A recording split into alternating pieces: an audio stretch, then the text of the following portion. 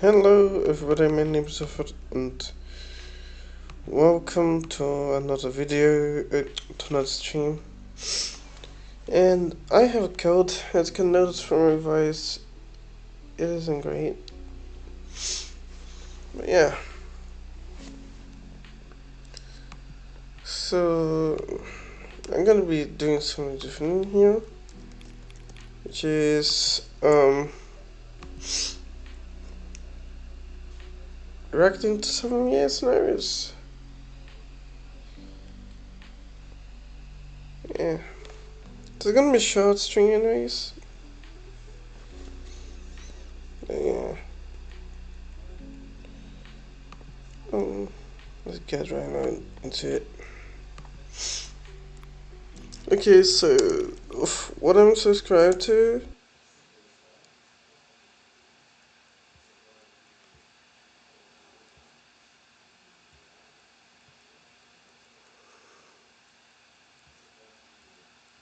What is this?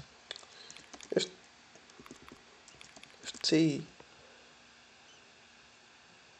I have to get that.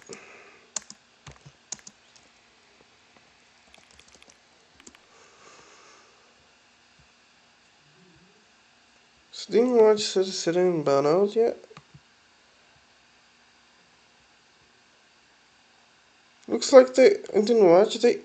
Yes, but I did. But remember, I got rid of Opera and I did a little bit of cleaning, so it looks like I didn't watch it, but I did. It is great. Need to watch it, but I didn't watch this too. So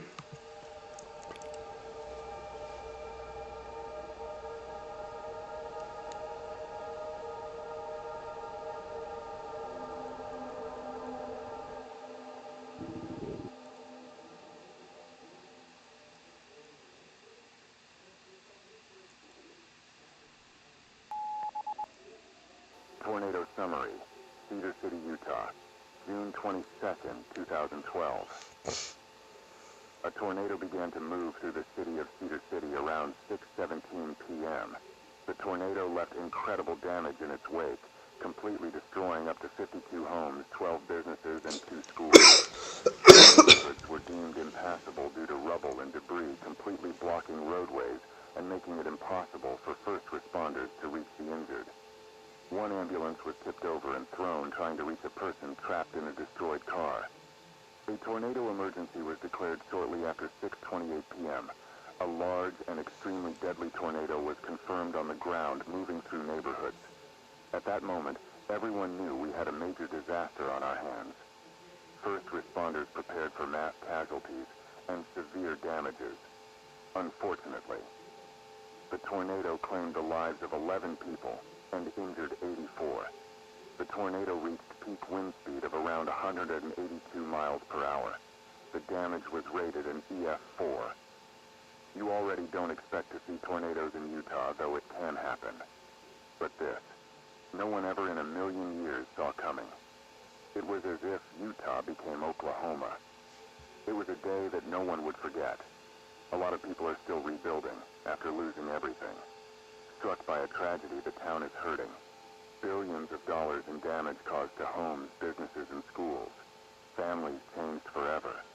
And for these people, it was like out of nowhere. A day shrouded in horror, but will be used for good. A healing community is coming together to help those affected by the storm. Recovery efforts are underway and will be continuing for months and even years. It will not be easy. Relief aid is coming in from all over the state. Many people donating and sending supplies to help Cedar City be restored. People make a difference. You make a difference. What would you do if it were you?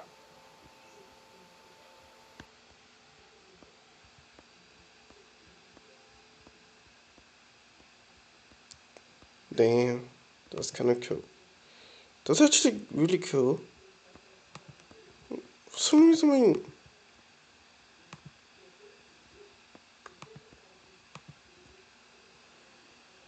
yeah, it's just bugged.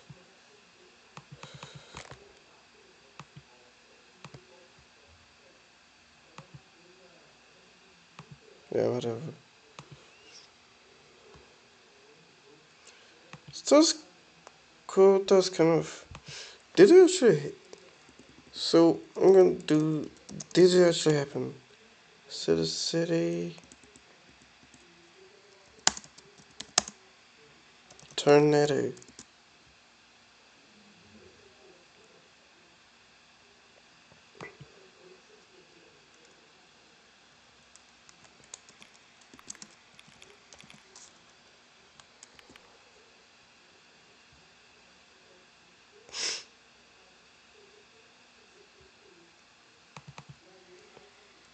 No.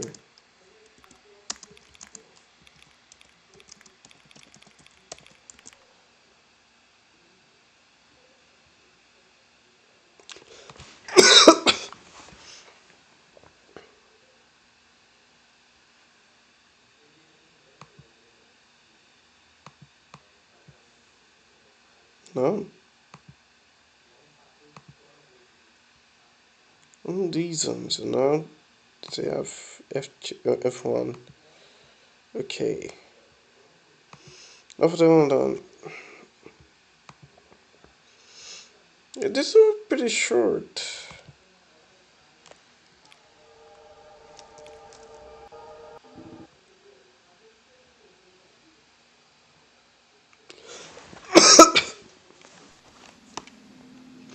The University of Oklahoma, in the town of Norman, Oklahoma, home of the Oklahoma Sooners. More and more reports were coming out of paranormal activity in Carnegie Hall. People would report unusual activity and random shadows on the walls of a human walking and fading. In 1956, OU students asked to stage sessions in an attempt to contact spirits in the building. While highly controversial and facing tons of scrutiny, the students were able to conduct a session in attempts to communicate with the supernatural. Using an old radio with an abandoned station, the students asked for a transmission from the spirit. The audio they received was shocking.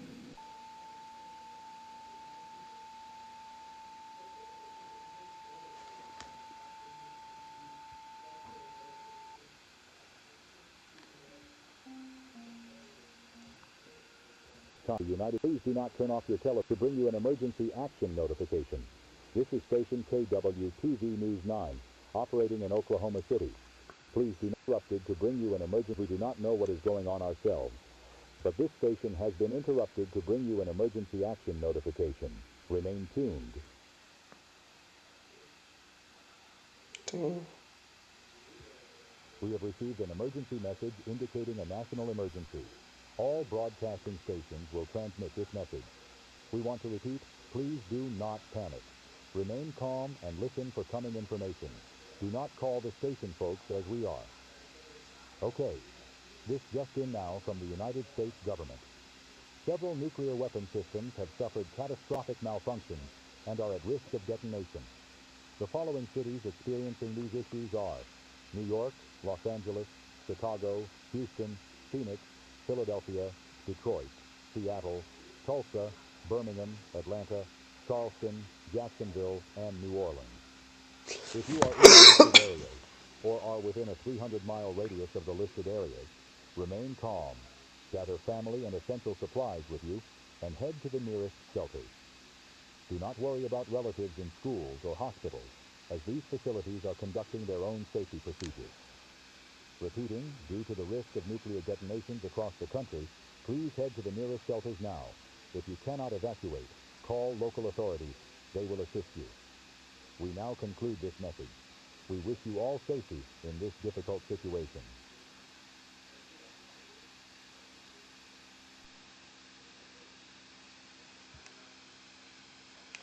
Cool as hell. Yeah, that thing does made does is very cool, and I like it. Yeah, for some reason the chat isn't working, so yeah.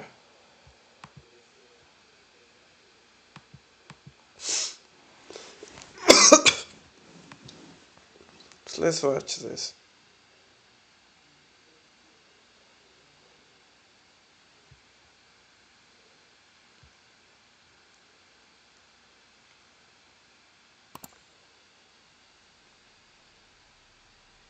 This is only a documentary more than an scenario, but I say that.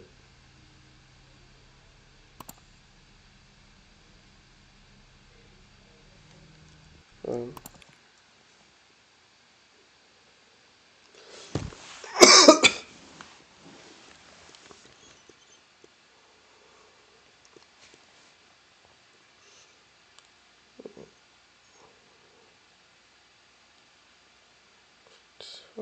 let's go.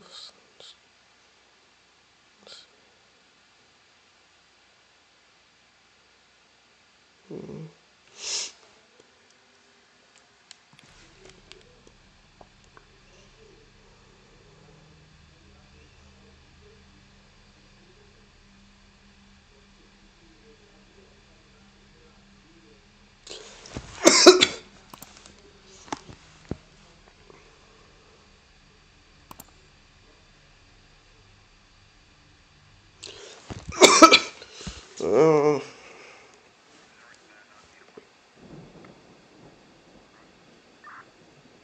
These red lights have been going on for about 10 minutes now. I don't think they're power flashes. I've been seeing what looks like car headlights going around this thing. They've just been making pass after pass in front of me. Over.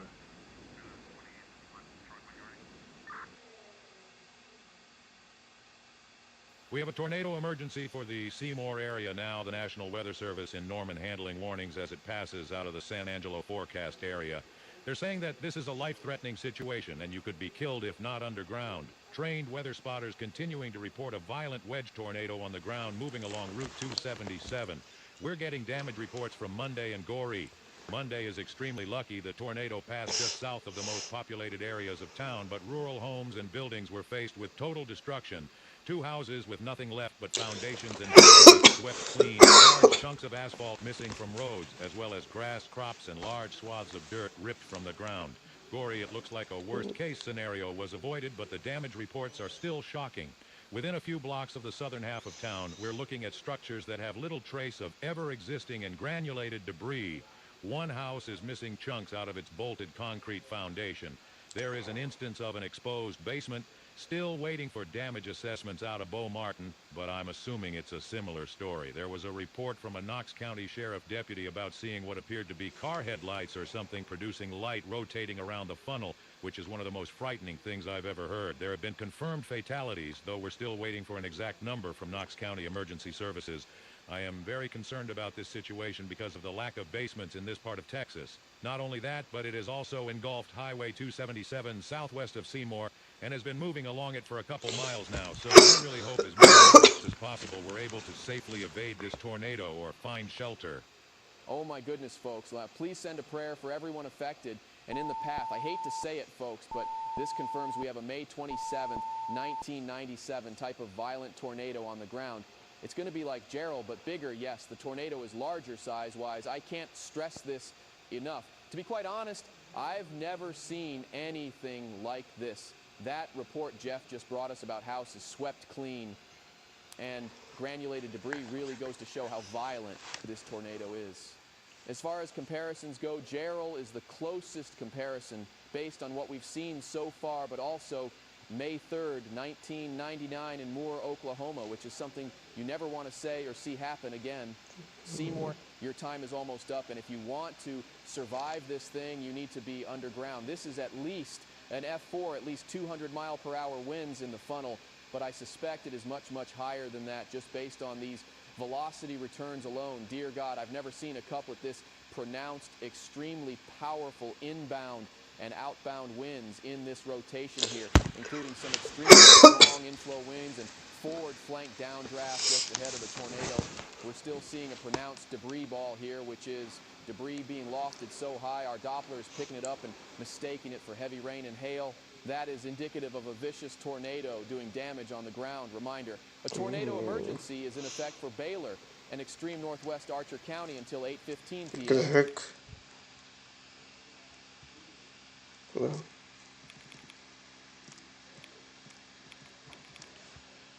yeah. Look at that. Complete hook. Cool. and extreme northwest Archer County until 8:15 p.m. In years of live coverage, I have never felt such fear for the safety of a town and its residents. You could be killed if not underground. And even if you're in a basement, this tornado will pose a threat to your life. So take precautions by grabbing blankets, mattresses, pillows, anything you can to make yourself as shielded as possible from the outside world. A bike or sports helmet, if you have one, is ideal. Get under heavy furniture. Just take whatever actions you can to save your life. Remember, possessions are replaceable. Your life is not. I know I said earlier that if you don't have access to an underground shelter, you need to leave and head east or southeast, but that time has passed. It is not safe to leave by car anymore. You do not have enough time. If your neighbor has a basement, go there and... What's that? It's my mother, making... What the fuck? Making lemon juice. So let me put this in full screen. They will let you in, and if you can't access an underground shelter anywhere, not a business, cellar, you will need to hunker down in an interior room and pray. I don't mean to alarm anyone, but I'm trying to convey the severity of the situation in a way our viewers will understand. Though the situation in Baylor County is perilous, we need to briefly zoom out here and bring you news of other tornado warnings in our area. This one is for the counties of Haskell, Northwest Throckmorton, and even southern Baylor counties until 8:30 p.m. tonight, so we could have 2 tornadoes ongoing in Baylor County at once, coming up in about 15 minutes. There was a confirmed tornado on the ground northeast of the Haskell area, but that rotation is not looking as impressive as it was earlier and has been downgraded to a radar-indicated threat. However, you still need to take your tornado precautions now. These 2 storms down here are getting into the Abilene coverage area, but they are worth mentioning. This storm here, just southeast of Avoca, tornado warned Anson, Albany, and again, southeast Haskell and southwest Throckmorton counties. Seek shelter now. This is another thing making today so dangerous. We've gotten multiple tornadoes in close proximity to each other that will continue after dark. This southern storm here, which produced a confirmed tornado over North Abilene that crossed I-20 earlier, remains tornado warned, but we have received indication that it has lifted. Despite that, remain in your tornado safe places because they can redevelop quickly on days like this. New scan on the Doppler. So let's pan up to our main threat here. Repeating, an extremely large tornado. This thing is at least a half, 3/4 of a mile wide, while being exceptionally violent, is on the ground ready to track into Seymour. It is rain wrapped. You cannot see it, making this situation even worse. Take these last available seconds to get underground or to your shelter now because you are staring down the barrel as we speak. You will not see it coming. Repeating, it is rain wrapped, and if you see this tornado at all, it is too late. Get underground now. It will bear down on Seymour in a minute or two, and you need to be underground in an interior room to survive. I'm a 9-year veteran at this station, and this is the most dire situation I've ever witnessed. If you're in Seymour or anywhere in the path of these tornadoes, just know both I and the thousands of viewers watching in their homes are praying for you and wishing you the best. We'll keep you advised through this unprecedented night, and we'll get you through this the best we can here at News 6. This is truly the worst case scenario. Oh man, Seymour, this is right on top of you now. I really am praying with you here, praying it somehow missed town, but it didn't. We're looking live at an extremely violent tornado directly impacting a sizable community. I've never seen anything like this. Huge debris ball on radar. This thing is likely throwing houses, cars, everything tens of thousands of feet into the air. These poor people. It's right, the whole town is in there. There's lives changing. There's people being injured or worse. I really hope everyone in Seymour and the surrounding areas is able to get to a substantial tornado shelter, hopefully underground. The Seymour Hospital, they're taking a direct hit. We were told they were in emergency lockdown and all the patients were in tornado shelters, but man, that's tragic. This is an absolutely awful situation, the worst case you could possibly imagine on a day like today. The school, too, I can't imagine. This tornado will continue on its current heading northeast along Highway 183 until it goes into Mabel, where 183 turns back into 277. Thankfully, the area to the northeast of Seymour isn't densely populated. It's a lot of ranch land, but there's still residents that need warning. Mabel. Doesn't reach the fuzzer. I don't know.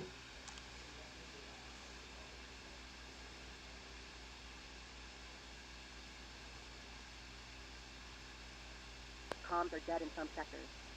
Majority of the police fleet is inoperable at this time. We have injured officers and most police vehicles are destroyed. Currently unable to mount an effective search and recovery op. Over. Similar story at the sheriff's department. No vehicles left in good condition. Over.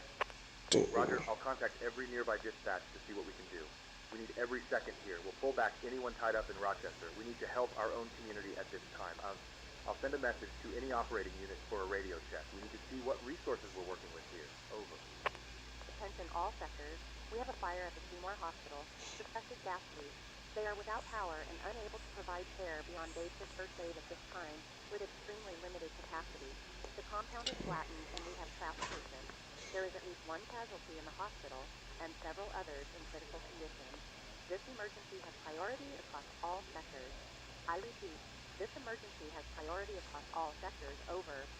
Roger that. I was able to contact... Who made this? Hold on. Who made this?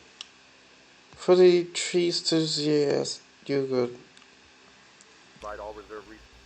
Roger that. I was able to contact Knox City EMS. They will provide all reserve resources that are not applied in Rochester. I'll organize airlift to nearby trauma centers and hospitals so we can get admitted patients and new injuries properly. And a mobile morgue to treat all these people. Over. Fire department is unable to send any engines at this time. We have one operable engine, and we'll have to clear debris to get it moving. Over. This is 1 Alpha 4. We're at Street. 2 fatalities. Unable to ID the victims. House was stripped to the slab. No basement. We were able to pull a male victim out from under a tree and debris from across the street. Unconscious, but alive and in critical condition with life-threatening injuries. Requesting immediate EMS. Over. Christ. All emergency services under our jurisdiction. You are tasked to carry about search and recovery by any means necessary. Send units on foot if you have to. We are here to serve and protect, and we do not have time to sit here and wait for proper support. We likely have a mass casualty situation on our hands, and every second we don't act, it'll get worse. Do what you can. Over and out.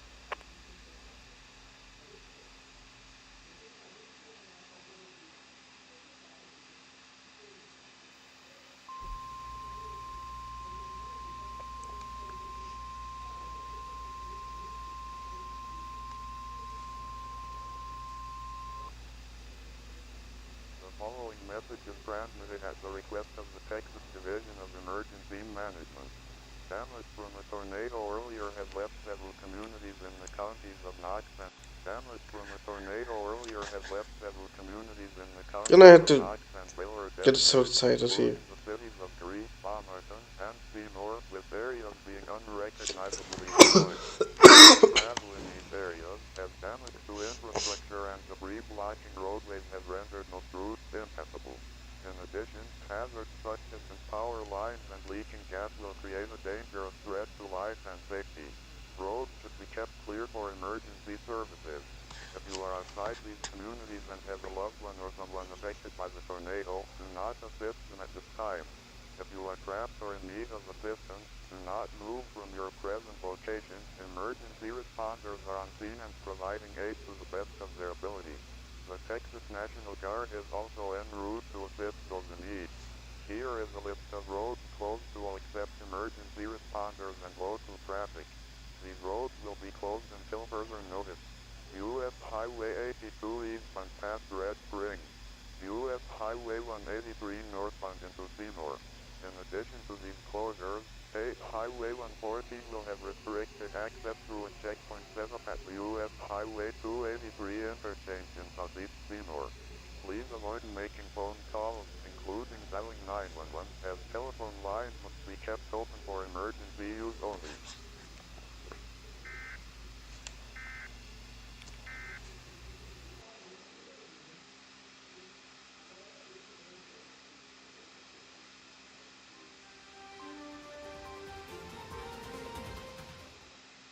This morning we have a somber story to bring you. Several communities in the quiet grasslands of West Texas are left devastated following a series of deadly tornadoes which struck last night. There have been at least 16 confirmed tornadoes across Texas and Oklahoma, and that number is expected to rise in the coming days as surveyors inspect the damage left in their wake. The worst damage is in the town of Seymour, with a population just under 3,000, where there is nothing left standing. It took a direct hit from a tornado, measured to have the strongest wind speeds ever recorded. A direct hit from a tornado, measured to have the strongest wind speeds ever recorded. Some of the scenes we are seeing are absolutely horrific and disturbing. The storm was so powerful it tore trenches in the ground, reduced solid brick buildings to a fine powder, and ripped plumbing out of homes. As a courtesy to our viewers, this next quote contains troubling descriptions which may upset some. Viewer discretion is advised. There are God knows how many people trapped under rubble, said the director of the Baylor County Emergency Management Agency. We've been pulling people out all night, and there's so many more. Bodies are in the streets, left unrecognizable. I mean, I served in the Gulf War, and I've never seen anything so grim. It's like the town was dug up, and all evidence of it existing was shredded. Awful, awful situation. Texas Governor Rick Perry has declared a state of emergency in several counties in northwest Texas and has mobilized 2,000 National Guard troops to maintain order and help with the relief efforts. Local authorities are working with FEMA and other federal agencies to the best of their ability. In the midst of a tragedy, the community is coming together. Friends from around Texas and the nation are pouring in to help. You can help by donating to your local Red Cross or by following the instructions on our website, www.cnn.com. Yes, a 6. Earlier this morning. Imagine. When I woke up this morning, I heard the story of an incredible tragedy. My home state of Texas, where I lived and grew up, was ravaged by the indiscriminate fury of nature. During the afternoon and evening, a series of devastating tornadoes impacted our fellow good, undeserving Americans. They were gathered in their living rooms, eating dinner with their families, in their cars, while the kids played outside.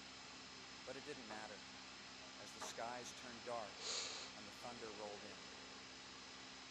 What I have heard from emergency responders is abhorrent and unfortunately all too familiar.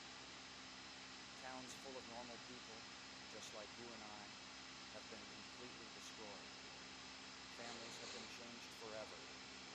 Prized possessions have been lost in an instant. It is with a heavy heart that I bring you the news that there have been many casualties, neighbors, friends, and family lost in the wrath of the weather. My friends, I humbly ask you to keep the people of West Texas in your hearts tonight. I urge you to pray for the good citizens affected. From north to south, sea to shining sea, we are one nation, under God. This last year has been tumultuous, but we have proven we can and will come together as a nation in a time of crisis, and we will rebuild. With the proper care from the brave men and women assisting in recovery and the unbreakable bonds in the heartland of America, the towns affected will bounce back stronger than ever. My dear Americans, I thank you for your time. God and Americans everywhere will be with the people of Texas through these hard times. God bless the United States of America. Thank you. The president is expected to travel to Texas later today. That's kind of cool.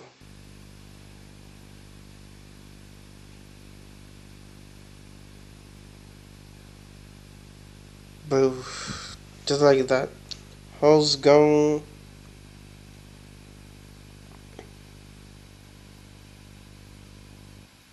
Another house gone.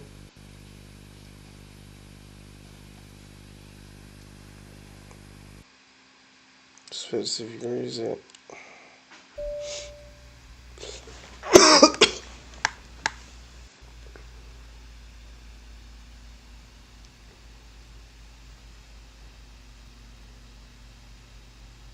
20 tornadoes. Jeez.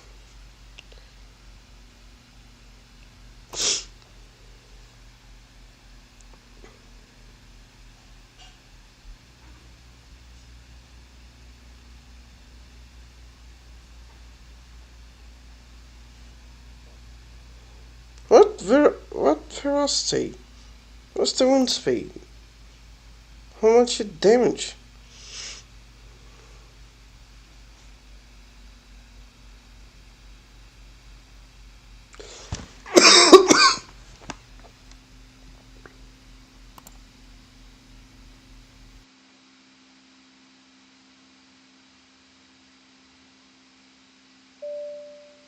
My name is Dr. Nora Dahlgren, PhD. I'm a meteorology professor at the University of Texas Austin and a National Weather Service damage surveyor for the San Antonio Austin Weather Forecast Office. I am part of a team of some of the top researchers in my field assigned to investigate strange phenomena observed in a recent major tornado event. On May 20th, 2002, a significant tornado outbreak unfolded across West Texas and southwest Oklahoma. The most notable tornado of this event was the Monday-Louis Seymour F5, which caused some of the most violent tornado damage ever observed. The Dow 2 mobile Doppler radar measured a 3-second sustained wind speed of 319 miles per hour. 319.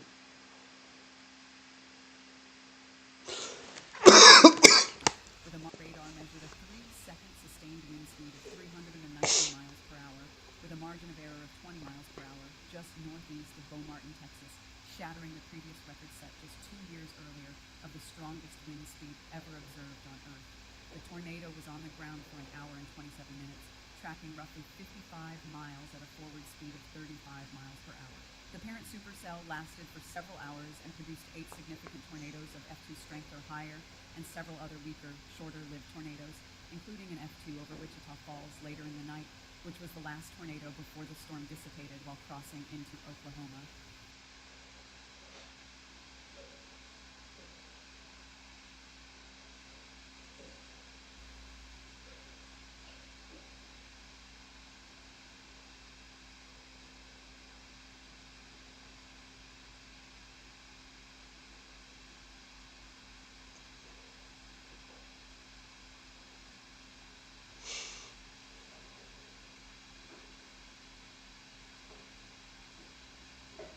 The Seymour tornado reached a peak width of 1.7 miles and exhibited multiple vortex characteristics for most of its life. The structure of the tornado was intriguing, with a primary vortex starting as a large stovepipe but quickly becoming a mile-wide wedge, featuring a wind field which was considerably larger than this main funnel, where subvortices danced around the outer edge of the monster like a carousel. These subvortices were extremely powerful, likely as powerful as winds in the core, with deep scouring observed in classic cycloidal marks.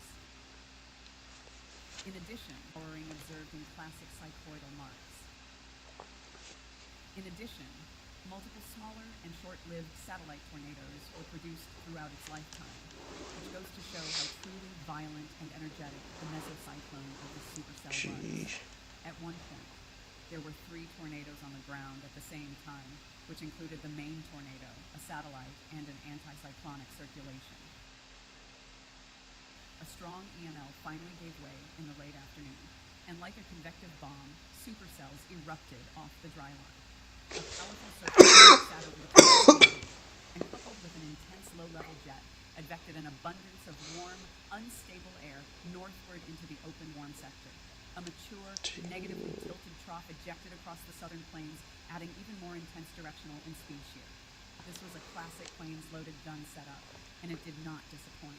We will analyze the entire setup in more detail in a later tape. Now that we've gone over a brief synoptic summary of the event, I'll delve into more detail about what we're here for. A strange phenomenon was observed in the tornado by numerous sources in multiple locations. Red lightning. Onlookers from civilians to trained weather spotters reported frequent red bolts of lightning emanating from the tornado for a decently large chunk of its life. Though there are numerous reports, only one piece of visual evidence has been disclosed to myself and my colleagues. Police dash cam, which shows exactly what is described. Red bolts of lightning from inside and around the tornado. We will go over the explanation in a second, but here's an interview conducted by Dr. Lloyd Shervin of Northeastern State University at Muskogee. I've cut any information in the interview that's irrelevant to this tape for time purposes.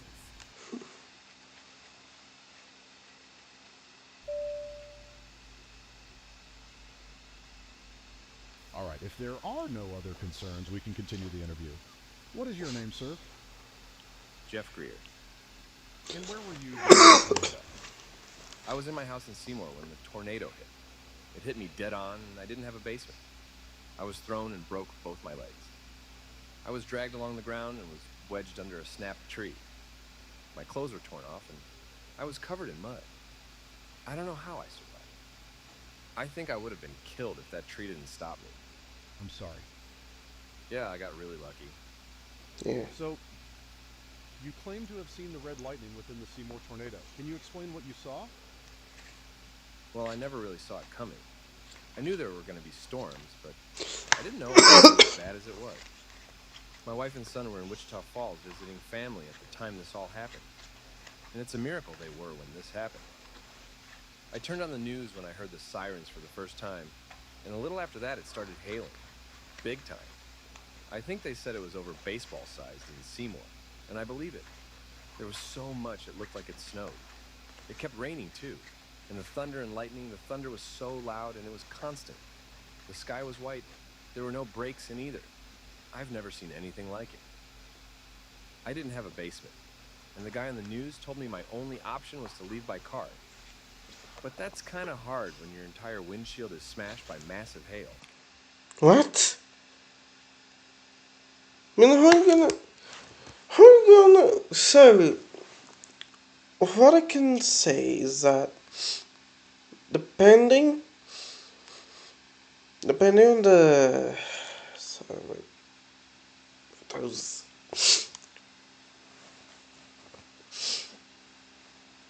so, depending on the way of the bass cage, or like the wind flow, Seymour could either already started receiving like massive hits, like 1 mile from of the thing. It was like behind it, just got hit on. It was way too late to get anywhere. Anyways. I never saw the tornado. I remember looking out to where it was coming from and seeing nothing, just rain and mist. That's when the red lightning started. It was dim at first, but it got brighter and brighter every minute. It too was. It was dim at first, but it got brighter and brighter every minute. It too was constant, but it stood out from the white lightning. It was like a light show in the sky, like fireworks show or a club with all the strobe lights.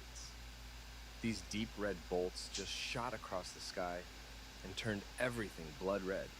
I remember it got windy all of a sudden, really windy. There was dust flying everywhere. It was caked against the window I was looking out. There were tree branches everywhere, but this wasn't even the tornado yet, however. I didn't know that at the time, and I'm glad I took shelter when I did. This is when the power went out. I don't have a basement, and nobody around me did either, so I barricaded myself in the bathroom and covered myself with a table and mattress. I was scared, man. The way the meteorologist talked about it freaked me out. He was saying some scary stuff about what they were expecting. I've been through my fair share of tornado warnings, sure, who around here hasn't? But this was different, I could tell. I could hear the fear in his voice. I was in my bathtub praying for my life, and this ominous and foreboding rumble began to overtake every other sound. The ground shook. It felt like an earthquake. It was the loudest sound I ever heard. Wood creaked, wind howled deafeningly, and I heard this deafening chainsaw-like sound. That's the best way to describe it. I've heard tornadoes are like freight trains, but this was different. I can't even begin to describe what I heard. Just thinking about it now gives me anxiety. The last thing I remember before blacking out was a window breaking. I was found unconscious.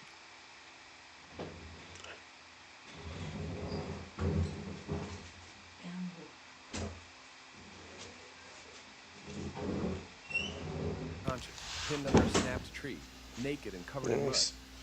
The tornado round on anxiety. The last thing I remember before blacking out was a window breaking. I was found unconscious, pinned under a snapped tree, naked and covered in mud. The tornado ripped my clothes off as it pulled me from my house. My left leg was shattered by debris, and my right shin was irreparably destroyed. Something hit it and blew the bone to bits. They had to amputate my leg below the knee. Nothing was left of my entire neighborhood. My house had 0 walls standing, and the slab it's built on had chunks ripped out. Because of head trauma, I don't remember anything from the tornado to 4 days after, but apparently I was awake and conscious, just nonverbal and in critical condition. I'm so thankful for the doctors who saved my life. Nothing has been the same since that day. I'm sorry. You didn't need to know my life story. You just wanted to know about the lights.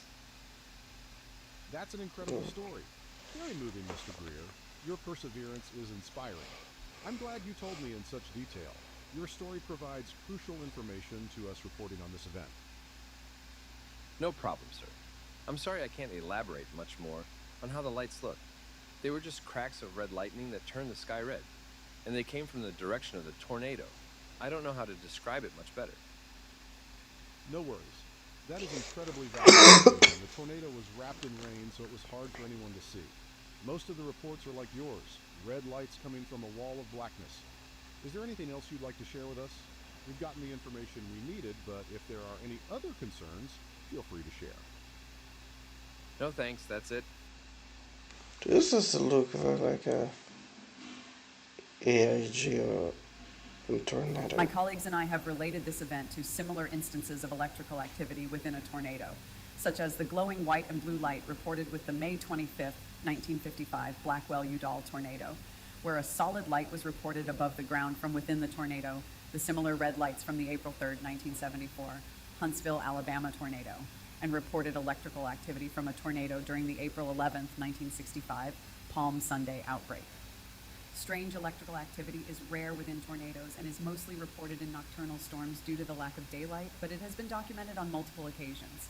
Under our current understanding, these are anomalies, not the norm. While the cause of the lightning is presently unknown, there are 2 prevailing theories listed below. Number 1, within the most powerful, violent, and wide tornadoes, the motion of particles, pressure differences, moisture, and potentially flying debris, should there be any, can create static electrical charges like those seen in traditional thunderstorms. The negative charges from within the tornado can tap into the positively charged ground, creating lightning. As I mentioned earlier, there were high levels of streamwise vorticity present in this tornado, so that could have played a key role in developing the lightning. The red color of the Seymour lightning is still not fully understood, but it is believed to be caused by the lightning not being as hot, as red light is the coolest visible light on the electromagnetic spectrum. While the temperature of traditional white lightning is around 53,000 degrees Fahrenheit, this so-called tornadic lightning is theorized to be within the 5,000 to 7,000 degrees Fahrenheit range, since it doesn't have as much energy as lightning coming from cumulonimbus clouds. Number 2, this explanation isn't too far off from a phenomenon known as transient luminous events, or TLEs, where red lightning has been observed. They are related to lightning and are defined by electric discharges going up into the atmosphere rather than toward the ground. They are classified by duration, altitude, color, shape, and characteristics.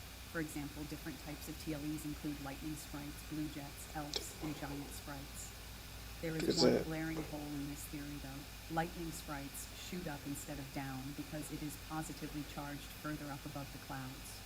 For that to be the explanation, TLEs are operating in more ways than we thought to be possible and can exist on the ground under certain very specific conditions. Ground-level TLEs seem unlikely given our current understanding. However, it is still a meteorological phenomenon we know little about, and nothing plausible can be left off the table. Of course, the red lightning can also be neither of those things. Perhaps it is produced by something we have never studied before, and we are about to make a scientific breakthrough. I cannot wait to study this event in depth once we've gathered more data.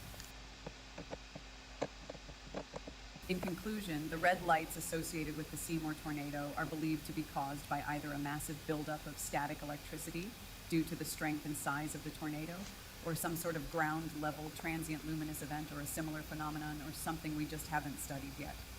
More research will have to be conducted into this meteorological marvel. That concludes the first tape. Thank you for listening. There's more.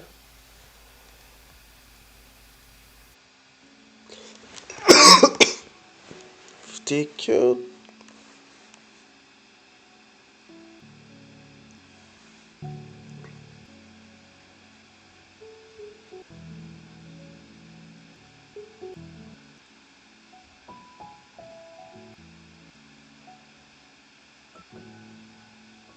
Gee.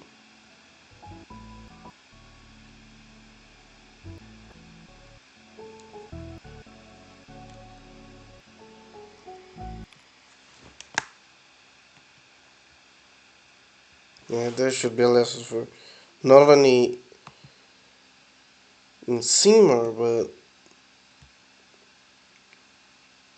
in everyone, in everything, because we don't have these ways anywhere in Brazil. And with climate change, it's going to become not only common, but it's going to appear more and more. It already appeared in my country. It already appears in my country more common than ever. It's a very real thing. It's a very real danger of climate change. So with that, so with that,